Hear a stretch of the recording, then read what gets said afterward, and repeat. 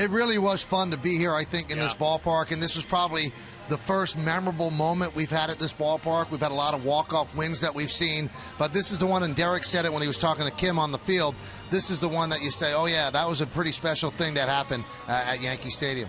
You know, the fans were excited about it. They've been coming to this whole series. They wanted to see Derek get a couple of hits, and it was funny listening to him talk to Kim. He was almost seemed embarrassed that he didn't get hits the first 3 games, but he started the night with the bunt base hit. Everything else fell into place, and they were really pulling for that last at-bat when he walked. He just couldn't get a pitch to hit. Oh, this place was rocking that last at-bat because the Yankees already had taken the lead, so that was no longer an issue, and now it was all about Derek Jeter, and I think he felt a little bit better at having it be about him because the Yankees were winning. You know, when he actually tied Gehrig, they were still down 2-0, as he mentioned, but this place was up for grabs if he would have gotten that hit there in the 8th inning. See, that's the key. As much as you could expect Derek to enjoy it, he wasn't going nuts there.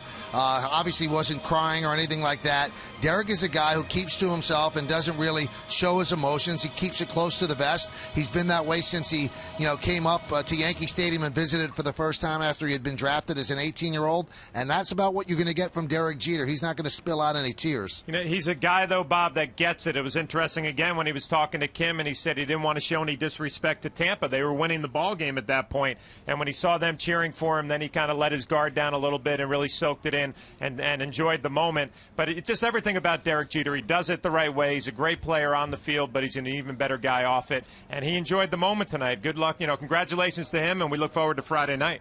Well, I'll tell you what, I think it's going to be a record that we'll probably pass away, and Derek Jeter will be the Yankees' leading hitter. And you say 72 years, and the thing that makes that all the more special is, they didn't have a bunch of slugs rolling through the Bronx during those 72 years, like names like DiMaggio and Mantle and Berra. I mean, great players, Hall of Fame players, greatest players of all time type of players, and nobody came close to Lou Gehrig's record. And here it is, Derek Jeter, a homegrown Yankee, a Yankee captain himself.